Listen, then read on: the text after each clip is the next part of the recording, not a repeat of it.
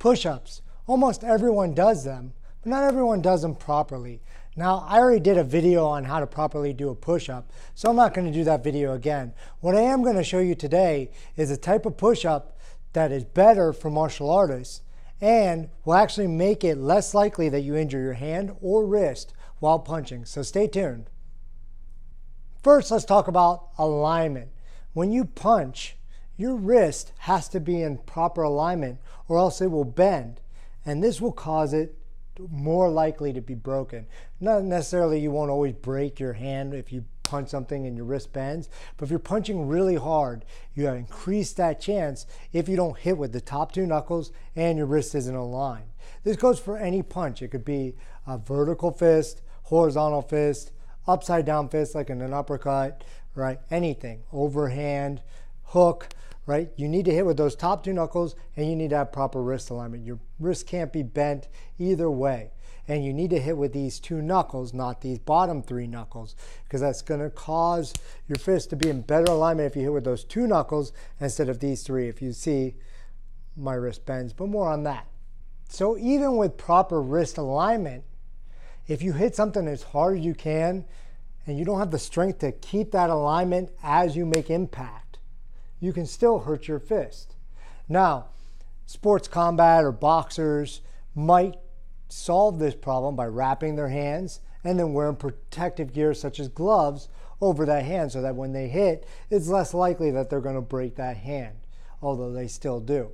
However, in a self-defense situation, you're not going to be able to stop things while you wrap your hands or put gloves on so that you can hit somebody as hard as you can. You need to condition your hands. And I'm not talking about hitting anything. I'm talking about strengthening the tendons and the muscles in here that are going to keep that wrist in alignment as you punch. Now, some may say, well, that's why you shouldn't punch in a street fight. Well, I've done a video and I'll post it right here. The reason why you actually should punch in a street fight if that's what you're practicing. You don't want to use just palm strikes, especially if you don't practice them. You want to have strong fists so that you can punch and also have a little bit more reach than if you have a palm strike. So now we're going to talk about the knuckle push-up. Okay, this is going to help you keep the proper alignment and practicing making impact with the proper target, these top two knuckles, while doing push-ups. You can do these vertical or horizontal, it does not matter, but we're going to show you the proper form right now. So first we got to talk about how to make a fist. When you make a fist, you want to curl your fingers in tight and then in like that with the thumb over. You don't want the thumb here or here, right? We want it right over the index and middle fingers. And we want a flat surface here.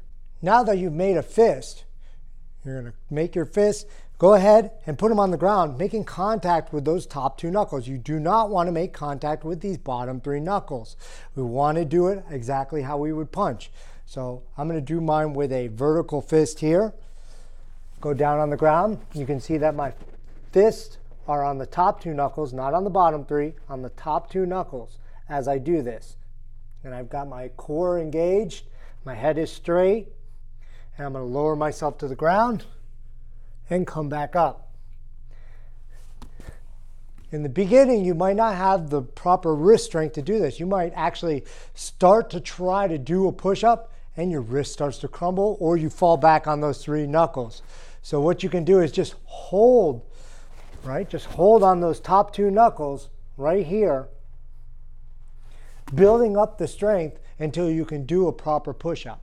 Now let's talk about why this reinforces good punching mechanics. Making contact with those top two knuckles reinforces a good striking target, whether you're punching like this or like this or like this, like we said. We'd never want to make contact with those bottom three knuckles, okay, because it's going to push our wrist out of alignment. If I push my fist, you can go ahead and try this at home. Take your hand and push it on your top two knuckles and see if your fist moves. Now push on those bottom three knuckles and you'll notice that your wrist will move, it will budge. Now you may say, oh, but Wing Chun punches with the bottom three knuckles and not the top two.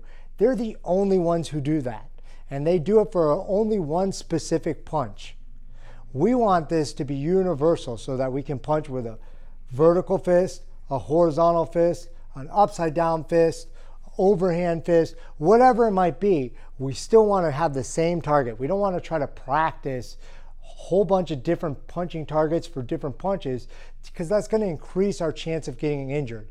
If I do one punch where I'm hitting with the bottom knuckles and one with the top two knuckles, when I'm in a stressful situation and I punch, I may hit with the wrong knuckles by mistake and hurt my hand, increase the chances of me injuring myself. And that's no good. Next, when we do our push-up, we want to keep our elbows in, right? Like this. I know a lot of people will do push-ups like this. I would say that's not correct. I would at least want my elbows to be screwed in when I do my push-up. But for martial artists, we want to keep our elbows in because that's how we're going to punch. We're never going to punch like this. This is bad punching. If your martial arts teacher is teaching you to punch like this, leave. Go somewhere else. That's not good punching mechanics. It doesn't matter if you're boxing, if you're doing Muay Thai, if you're doing Kung Fu, Karate, Taekwondo. Everyone should agree that the straight line punch, keeping that elbow down, is the most efficient way to punch, and it's the best way to keep you from injuring yourself. If you punch like this, there's a greater chance for injury. Okay, so we do not want our elbow up. So when we do our push-ups, we don't want to do our push-ups like this because it reinforces a bad habit. If we are pushing up like this and we're punching like this, when we do our push-ups, we're reinforcing that bad punching habit. So we want to always do our push-ups, whichever way we're doing them, horizontal, upside down, right, vertical, however we're doing them, we want to make sure that our elbows are tucked in, reducing injury and reinforcing good technique in our punching. So when you do them in your martial arts school, try to keep your elbows in. So this is a good push-up to help you condition your hands. And when I say condition, I'm not trying to say harden your hands. I'm talking about building the strength in your wrist and your forearm muscles to be able to take the impact of a punch. When you punch, go ahead, try punching a bag barefooted or a pad or something like that. When you punch it, you'll see, if you haven't been practicing long, that your wrist is going to bend and it's going to hurt a little bit. So don't punch full force until you can at least do, I would say, at least 30 push-ups on your knuckles. So you have a lot of different ways, once you have 30 push-ups on your knuckles, that you can scale this up and make it a little bit more difficult and kind of imitate what a punch is going to feel like. So once you can hold your position here, and then you go down, and then you start doing push-ups. Then you can start going to one hand. Again, making sure that I stay on that top two knuckles. Don't move your hand down to the three knuckles. Keep them on those top two knuckles. And then going to the other side and being able to hold it. And then you can try little hops.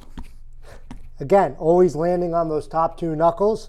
And then you can go down and hop. And then you can do plyometric knuckle push-ups.